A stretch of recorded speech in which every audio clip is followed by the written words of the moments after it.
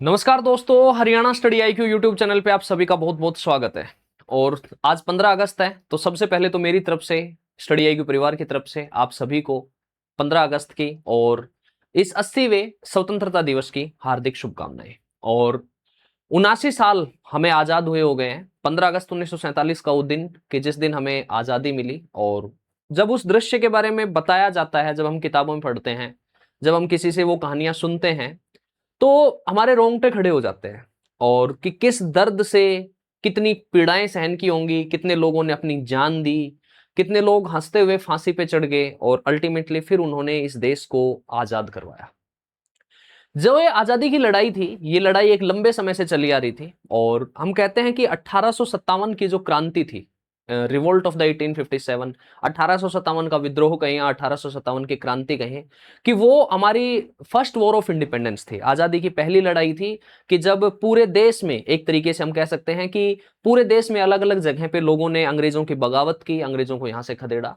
और जब उस पूरे देश की कहानी की बात आती है तो उसमें एक विशेष स्थान है हरियाणा का। और जब हरियाणा की बात आती है तो हरियाणा में 1857 की जो क्रांति हुई वो एक अलग लेवल पे थी। और इवन कुछ रिकॉर्ड्स ऐसे भी बताते हैं कि जो अंग्रेज थे, जो हरियाणा में, जो अंग्रेज हरियाणा में 1857 की क्रांति को दबाने का प्रयास कर रहे थे, कि वो उनकी जो संख्या थी वो लगभग 50,000 से ज्यादा थी। और जब 1857 की का विद्रोह है वो समाप्त होता है, उस समय तक केवल 200-250 अंग्रेज बचते हैं। नो डाउट कि जो है ना, वो ये कहा जाता है कि 1857 का जो विद्रोह था वो असफल हो गया था। बट मेरे को, मतलब बहुत से इतिहासकार जो है वो इस बारे में जब लिखते हैं तो एक चीज महसूस होती है कि हमने जिस तरीके से, हमारे विशेषकर हरियाणा की जब हम बात करते हैं, क्योंकि आज भी आप देखोगे तो अपने गांव में, अपने शहर में, ठीक है, कि फौज के लिए, आर्मी के लिए, पुलिस के लिए, यूनिफॉर्म सर्विसेज के लिए अपने खून के अंदर एक अलग ही चीज है कि हमें भर्ती होना है, हमें फौज में लगना है, ठीक है, पुलिस में जाना है। तो वही बात है कि हमारा जो जो ब्लड लाइन है वो ब्लड लाइन इस तरीके की है कि 1857 की क्रांति की जब हम बात करते हैं तो उस समय भी क्या हुआ था कि 200-250 अंग्रेज बचे थे, बाकी सबका सफाया कर दिया था। तो एक तरीके से कह सकते हैं कि हरियाणा में जो 1857 की क्रांति थी वो सफल हुई। और जब हरियाणा की बात करते हैं तो अलग अलग सेंटर रहे, अंबाला, हिसार, हांसी, रोहतक, रेवाड़ी, गुड़गांव, ये मुख्य केंद्र थे जहां पर 1857 की क्रांति हुई। जींद की जब हम बात करते हैं तो वो जो जींद और उसके आसपास का जो क्षेत्र था, उन लोगों ने अंग्रेजों का साथ दिया। कुछ लोग ऐसे भी थे जो बगावत कर रहे थे, भारत के खिलाफ अंग्रेजों का साथ दे रहे थे। और जब हम बात करते हैं हांसी और हिसार की, तो आज हम प्रेजेंट डे बात करें तो जो आपको थंबनेल नजर आ रहा होगा कि हरियाणा का एक बागी गांव जिसे अंग्रेजों ने तोप से उड़ाया, यानी कि ये वो गांव कि जो 1947 में देश आजाद हुआ, लेकिन वो गांव आज भी तिरंगा नहीं फहराता है। ये बागी नहीं है, इन लोगों को ऐसा नहीं है देश से प्यार है, प्यार नहीं है। इनका जो देश के प्रति प्यार है, उसकी जो गाथाएं हैं, वो जो कथाएं हैं, वो जो बहादुरी की कथाएं हैं, वो जो आजादी की लड़ाई में जो सहयोग था, वो जो लिखा हुए रिटर्न रिकॉर्ड्स हैं, उसकी जब हम बात करते हैं तो मैं लिटरली बता रहा हूं कि ये वीडियो जब रिकॉर्ड कर रहा हूं मैं अभी आपको, तो मैं इससे पहले इसके बारे में जब मैं देख रहा था तो वो जो कहानी मैंने पढ़ी, उसको पढ़ के और रोंगटे खड़े हो जाते हैं। एंड इवन नाउ, अभी भी, मतलब जब वो जो पॉइंट आने वाले हैं, अब जो बातें हम करने वाले हैं, उसको सोच के रूह कांप जाती है कि यार किस तरीके से उन्होंने, मतलब इतनी मजबूती से और इतनी कठोरता से लड़ाई लड़ी। और ये है कि हरियाणा का ये बागी गांव है, और ये गांव है, यहां पर देख सकते हैं, रोहनाथ, जिसे अंग्रेजों ने तोप से उड़ाया, ठीक है।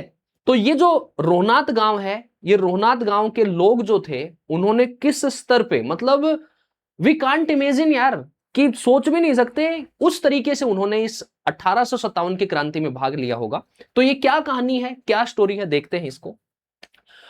तो ये हरियाणा के तत्कालीन भिवानी जिले में स्थित रोहनाथ गांव भारत के प्रथम स्वतंत्रता संग्राम का एक ऐतिहासिक प्रतीक है। प्रथम स्वतंत्रता संग्राम यानी कि 1857 की क्रांति। और 1857 की क्रांति के दौरान अंग्रेजों के खिलाफ खुलकर बगावत करने के कारण ब्रिटिश सरकार ने इस गांव को आधिकारिक तौर पर बागियों का गांव घोषित कर दिया। रोहनाथ गांव के नजदीक पड़ता है हांसी और हिसार, और हांसी और हिसार नजदीक पड़ता है, तो वहां पर जो रोहनाथ के लोग थे, उन्होंने हांसी में और हिसार में 11 और 12 अंग्रेज अधिकारियों को मारा। अंग्रेज अधिकारियों को, ब्रिटिश ऑफिशियल्स जो थे उनको मारा। उसके बाद वहां पर जो जेल थी उसको तोड़ा, वहां पर जो लोग बंद थे उनको छुड़वाया, और उसके अलावा ट्रेजरी जो थी तोशाम में, उस ट्रेजरी को लूटा। तो यहां पर देख सकते हैं कि ब्रिटिश सरकार ने इस गांव को बागियों का गांव घोषित किया।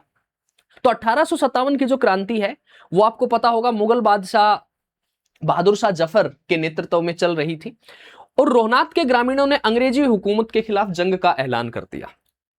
गांव के क्रांतिकारियों ने तोशाम में स्थित ब्रिटिश सरकारी खजाने को लूटा और हिसार और हांसी की जेलों को तोड़कर बंदियों को रिहा करवाया, और यहां पर 11 और 12 अंग्रेज अधिकारियों को उन्होंने जान से मारा।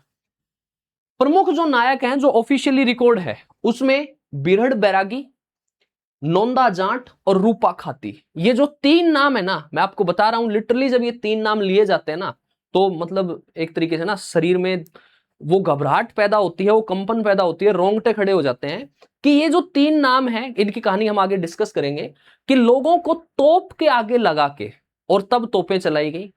और जो रोलर होते हैं, ठीक है, तो रोलर जो होते हैं, उस रोलर से लोगों को कुचल दिया, रोलर चला दिए ऊपर। आज भी उस गांव में लाल सड़क कही जाती है उस सड़क को, जहां पर रोड रोलर चला के और लोगों को कुचल दिया था ब्रिटिश सरकार ने। और इसके अलावा यहां पर देखें तो ये 3 नाम जो है वो अलग याद रखेंगे, बिरहड़ बैरागी, नौंदा जाट और रूपा खाती, ठीक है। जैसे वीरों के नेतृत्व में अंग्रेजों के दांत खट्टे कर दिए।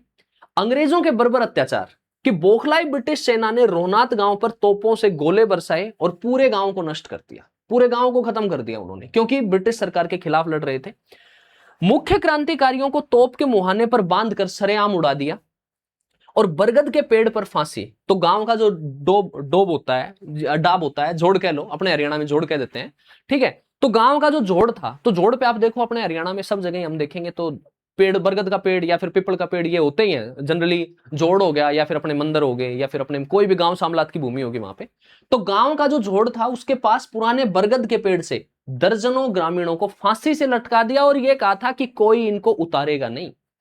1857 की क्रांति में ब्रिटिश जो हुकूमत थी, वो ब्रिटिश हुकूमत यही कर रही थी कि जो लोग 1857 की क्रांति का नेतृत्व कर रहे थे, तो उन लोगों को सीधा फांसी पे लटकाया जा रहा था सबके सामने, कि बाकी जो लोग हैं उनमें दहशत फैल जाए, बाकी जो लोग हैं वो डर जाए। लेकिन हरियाणा के लोग डरे नहीं। ये रोहनात गांव में, तो ये देखो, ये वो बरगद का पेड़ है। आज भी ये बरगद का पेड़ इस चीज की गवाही देता है कि किस तरीके से लोगों को यहां पर लटका दिया गया था, लोगों को यहां पर फांसी दे दी गई थी, सरेआम फांसी दे दी गई थी। और ये यहां पर देखो, ये जोड़ है, ये वो जोड़ है, ये वो कुआं है जिस कुएं में लोग कूद गए, और जिस तरीके से जलियांवाला बाग का हत्याकांड हुआ था, तो ये हरियाणा का एक तरीके से कह सकते हैं उसी चीज को, उसी आजादी की लड़ाई में वो जो योगदान रहा, वो जो बलिदान रहा, उसकी याद दिलवाता है। अब तो ये कुआं तो है, पुराना दिख रहा है आपको, तो उस समय इस कुएं में पानी था, महिलाएं, बच्चे, बुजुर्ग लोग इस कुएं में कूद गए और लोगों ने अपनी जान दे दी, ठीक है। तो ये 2 जगह हैं, ये बरगद का पेड़ और ये जोहड़, ठीक है। तो यहां पर देखो, ये कहता है कि लाल सड़क का खूनी इतिहास, 100 से अधिक ग्रामीणों को सड़क पर रोड रोलर से तोप के पहियों से कुचलवा दिया गया। खून से सरोबार होने के कारण उस रास्ते को आज भी लाल सड़क कहा जाता है। और ऐतिहासिक कुआं, अंग्रेजों के अत्याचारों से अपनी अस्मत और आत्मसम्मान बचाने के लिए गांव की महिलाएं और बच्चे जो थे, उन्होंने कुएं में कूदकर सामूहिक बलिदान दे दिया। ये देख सकते हो आप। उसके बाद अगला सरकार ने क्या किया कि जब 1857 के विद्रोह को कुचल दिया जाता है, जब दबा दिया जाता है, तो सरकार क्या करती है कि इस गांव को बागियों का गांव घोषित करती है। और बागियों का गांव घोषित करती है कि तुम्हारा खाने पीने के लिए, ठीक है, तुम्हारी जरूरतों के लिए जो गांव की जमीन होती है, वो पूरे गांव की जमीन की ऑफिशियली, वहां का जो तहसीलदार होता था हांसी का, उसने ऑफिशियली पूरे गांव की जमीन को नीलाम करवा दिया, ठीक है। नीलामी की बोली लगाई कि इस गांव की जमीन नीलाम होगी। अड़ोस पड़ोस के गांव के लोग इकट्ठा हुए, वो लोग इकट्ठा हुए, कुल 61 लोगों ने केवल 8100 रुपए में, उस समय के जो 8100 रुपए होते थे, 8100 रुपए में उस गांव की 20,656 बीघे जमीन को अंग्रेजों ने 8100 रुपए में नीलाम कर दिया। 61 लोगों ने इस जमीन को खरीदा और केवल 13 एकड़ जमीन जो थी वो इस गांव के लिए, 13 बीघे जमीन जो थी वो छोड़ी गई, जहां पर वो गांव बसा हुआ है। इवन ये भी कहा था कि जो पेड़ लगे हुए हैं ये सूख जाएंगे, तो इन पेड़ों के सूखने के बाद रोहनात के गांव के लोगों का इन पेड़ों पे अधिकार नहीं होगा। यानी कि गांव में अगर किसी व्यक्ति की मृत्यु हो जाती है तो उनको लकड़ियां नहीं मिलेंगी। इस लेवल का अत्याचार। अंग्रेजों ने फरमान जारी किया कि भविष्य में रोहनात के निवासियों को यह जमीन वापस नहीं बेची जाएगी और वो अपने ही गांव में भूमिहीन हो गए। और आज तक ये लोग भूमिहीन हैं। ठीक है, आज तक जो है वो फिर लोगों ने कुछ जमीनें खरीदी, कुछ अपने रिश्तेदारों के नाम जमीनें खरीदी, क्योंकि ऑफिशियली वो रोहनाथ गांव के निवासी जमीन नहीं खरीद सकते थे। देश आजाद हुआ, ठीक है, और कैरो सिंह की जो सरकार थी, जब हरियाणा पंजाब एक होते थे, तो उन्होंने एक वादा भी किया था कि आप लोगों को जो है ना वो 57 प्लाट दिए जाएंगे 12.5 एकड़ के हिसार के भीड़ में, लेकिन वो भी घोषणा पूरी नहीं हुई। तो आज तक ये जो है वो ये कहानी बनी हुई है। उसके बाद ये देखो, आजादी के 75 साल बाद भी गांव वाले क्यों नहीं फहराते तिरंगा? तो गांव वाले इसलिए तिरंगा नहीं फहराते कि उनको देश के प्रति प्यार नहीं है। उनका जो प्यार था, उनका जो सम्मान था, उनकी जो आजादी थी, उस आजादी का कोई मोल नहीं हो सकता। उस आजादी को शब्दों में बयान कर दिया तो उस आजादी की कीमत खत्म हो जाएगी। वी कांट इमेजिन यार, सोच भी नहीं सकते कि किस लेवल के ऊपर उन्होंने जो है ना, और वो 3 नाम, बेहड़ बैरागी, ठीक है, रूपा खाती, नोंदा जाट, ये 3 नाम तो मतलब अलग ही लेवल पे। तो दशकों का दर्द है, अपनी जमीनों का मालिकाना हक न मिलने और शहीदों को उचित सम्मान न मिलने के कारण रोहनाथ के लोगों ने आजादी के बाद भी दशकों तक स्वतंत्रता दिवस पर तिरंगा नहीं फहराया। उन लोगों ने तिरंगा ही नहीं फहराया, दशकों तक उन्होंने तिरंगा नहीं फहराया देश आजाद होने के बाद भी। क्यों? क्योंकि उन्होंने कहा कि यार हमारा गांव बागियों का गांव नहीं, शहीदों का गांव, ठीक है, विलेज ऑफ द मार्टर्स इसको कहा जाना चाहिए, ठीक है। और 2018 में बीजेपी की सरकार होती है, मनोहर लाल खट्टर जी को इस बात का पता चलता है, मनोहर लाल खट्टर जी यहां पहुंचते हैं। मनोहर लाल खट्टर जी यहां पर पहुंचकर कुछ घोषणाएं करते हैं, ठीक है, कि शहीदों के लिए एक जो है ना वो 4 एकड़ में एक वो बनाया जाएगा, स्मारक बनाया जाएगा, ठीक है। गांव के जो बुजुर्ग लोग हैं, 60 साल के ऊपर के लोग हैं, उनको फ्री इलाज की सुविधाएं दी जाएंगी। एक फंड बनाया जाएगा, उसमें 1 करोड़ रुपए सरकार डालेगी। और मनोहर लाल खट्टर ने क्या किया कि यहां पर जो है वो मार्च 2018 में गांव के जो बुजुर्ग लोग थे, ग्रामीण थे, उनके साथ बातचीत की, लोगों को समझाया कि हाँ ठीक है, हम झंडा फहरा लेते हैं, देश आजाद हो गया है। और अल्टीमेटली उनको आश्वासन दिया गया कि हाँ आपकी जो समस्या है उनका समाधान होगा। इवन चौधरी बंसीलाल, जो कि हरियाणा के 4 बार मुख्यमंत्री रहे, चौधरी बंसीलाल का नजदीक ही, चौधरी बंसीलाल भिवानी से ही आते हैं, चौधरी बंसीलाल के नजदीक का गांव है। चौधरी बंसीलाल ने भी घोषणाएं करवाई और उन्होंने यहाँ के जो ग्रामीण थे उनको मुआवजा देने की भी डिक्लेरेशन हुई थी। लेकिन वो मुआवजा भी कुछ हिस्सा ही उसका बट पाया कुछ लोगों में, बाकी उसके ऊपर फिर सरकार ने बाद में लोकसभा तक ये मैटर गया, ठीक है। भिवानी के जो एमपी होते थे उन्होंने लोकसभा में भी इस मुद्दे को उठाया, लेकिन वो मांगे पूरी नहीं हो पाई। और ये देख सकते हो आप, श्री मनोहर लाल खट्टर जी ने यहां पर 2018 में एक बार ऑफिशियली लोगों को समझा बुझा के तिरंगा फहराया।